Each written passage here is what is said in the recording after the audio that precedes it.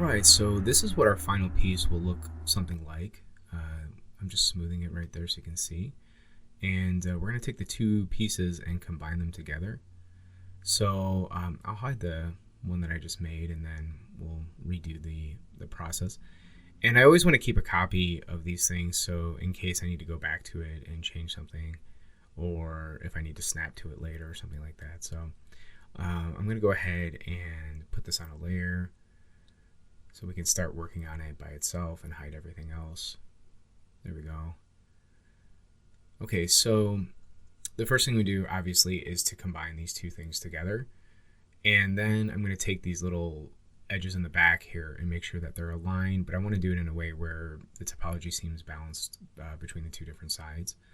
So I'm just going to select them and kind of scale them on the y-axis so they're coming together, and then I'll just adjust them if they need to be adjusted. So I'm just double clicking to grab the edge loop and then scale them a little bit. And there we go. So just move those around a little bit, this one too. And I don't want to do that because that's a critical part right there, so I don't want to adjust that, and I'll just move this part of the edges around, and then we'll just adjust it. And then I could go ahead and start going to the verts in the back and merging them. And I'm looking at my heads up display to make sure I'm not grabbing too many, so there I grabbed an extra one. So I decided to go to wireframe, and I'll just go ahead and make sure that I'm not grabbing anything I don't want. And so I'm going to do a merge here, and for some reason one of those was not within the threshold. I think it was just maybe a little bit too far. So the reason you could see those kind of weird spikes on the edge there, that I knew something was going on, so that's why I go ahead and check it. And so it was those two, and when I did it the second time it worked, so maybe I just missed it. I don't know. And then we have this area right here, so I decided, okay, let's just merge this together as well. So I'm just going to grab those on the edge there, pull those down, and then balance that out a little bit. And we'll just grab that and just merge them together. And yes, so now everything looks pretty nice. And now I'm going to go around and I'm going to start just bridging some edges to kind of direct where I want the polyflow to go here. So I know that I want those two connected to the two right in the mid top. Some of these I'm not like 100% sure of, but at the end of the day, you just basically need to fill the holes. Now, I tried to use the append polygon tool, and for some reason, it just would not work. I'm not sure why. So I tried to delete the history, and it just still wouldn't work. I've usually never had any problems with this tool, but for some reason on this mesh, it just would not. It's like it wouldn't do anything. I've used it before many times, but I don't know what's going on here. So that's me just trying to get it to work and going, why is it not activating? I don't know. Maybe I did something wrong. But I just decided, okay, I'll just bridge it. And then I'll just cap holes or fill holes. So I just went ahead and just like kind of bridge that one. And then I'm going to come over and bridge a couple more. And just sort of like, this is me analyzing and figuring out my polyflow. I'm just sort of looking at things going, okay, yeah, that should go to there. That should go to there. And if you're new to this, you might not get it right the first time. Don't worry. You could always kind of delete edges and go ahead and fill them in again later, or just re-establish a different edge flow. Nothing wrong with that. I do it often. So here I am, just like kind of looking at everything, and I've already done this once, so I'm sort of thinking about like in my head, I'm like, well, what did my last mesh look like? But eventually I usually kind of abandon that, and I'm just like, okay, I'm just going to do this fresh and not really think about what I did before. And what happens is usually it ends up being better the second time, just because like you've practiced it once, but you're not even thinking about the first one. You're just like kind of going with the flow, and you've just gotten better. So now I'm just going to go ahead and grab all the holes and do a fill hole. I think I missed one on the bottom, so I'll find it in a minute. Yeah, so there I realized I missed that little hole right there. And we'll just do the same operation, fill hole. And then I'm going to just start drawing in my my fencing. So I'm basically going to just start right there. Now, I'm not worried about everything perfectly, right at first. So I'm just kind of drawing basically what I feel like the edges should look like. And then I'll go in and like clean them up in a little bit, because it's not like, you don't have to be perfect right away. There's kind of like a lay in your edges and then clean up, and then lay in your edges and then clean up methodology that you do with this. Like even right there, like I'm actually going to terminate on that corner eventually, but I wasn't seeing it at the time, so it's like, of course you can just go back in and fix it later. And so here I'm just basically the same principles of fencing that we've done on any other project thus far. We're just running those edges around, and there we go. I'm just going to terminate it right there because eventually, like, I'll go and fix it, but I didn't even know exactly what to do right there. So here I'm just kind of connecting all those edges, and then I'm looking over here and I'm going, okay, I know this has got to get connected somehow into here, and I need a fence around the other side because it's that one fence is too far.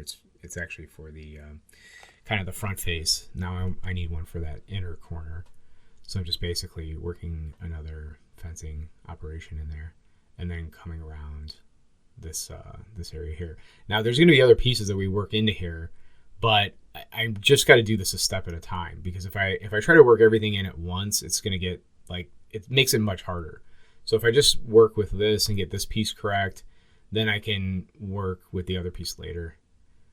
And here, when you get into flat areas, that's actually kind of like your that's what makes life easier, because the flat areas aren't as hard to work out. And so here I have to work these this little edge flow around here too. And so I know that I've got two triangles or a few triangles in there, so I'll go ahead and collapse, and then I'll go ahead and connect these triangles right there together so that I can basically make them into quads. So if I just go ahead and connect those together, now they're quads, and then I just have to connect that, and now we have all quads. And so that will subdivide nicely. And I could rework this, till the cows come home, but I actually think the first one I did was a little cleaner down there, but this works. It still worked out. And here, just again going through and collapsing, I found like there was like a hidden vert in here, so I think I accidentally was like basically didn't cut right to the edge or something, or maybe there was two edges there that I didn't know about. So here I just do a target weld and weld it onto there, and so yeah, so it's coming along.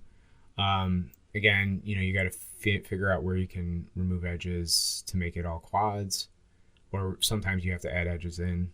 And in this case, all I needed to do was remove that one edge, and then everything became quads. This is a tricky corner because it's really small, so that the bevel can only kind of be a certain size there if you're going to keep it together. But it actually works out because you're always looking at like the real mesh. Like if the real mesh looks like that, then fine, use it. Just again, going in and collapsing. Here's where I realized, like, okay, I need to just terminate it out to this corner, and then I can just remove an edge or collapse an edge, and then that topology's worked out already. So, and I'm just snapping it there just to align it properly. Probably should do the bottom one too. So just here, just like kind of working this out so these look like nicer. I'm always kind of, it's not like, sometimes the end model doesn't necessarily like show the work that you're doing if you're trying to balance it out. I do it more for showmanship. Just so that like if somebody looks at my work, they're like, ooh, wow, it's nice and clean and balanced. And it's just a good show, if you will.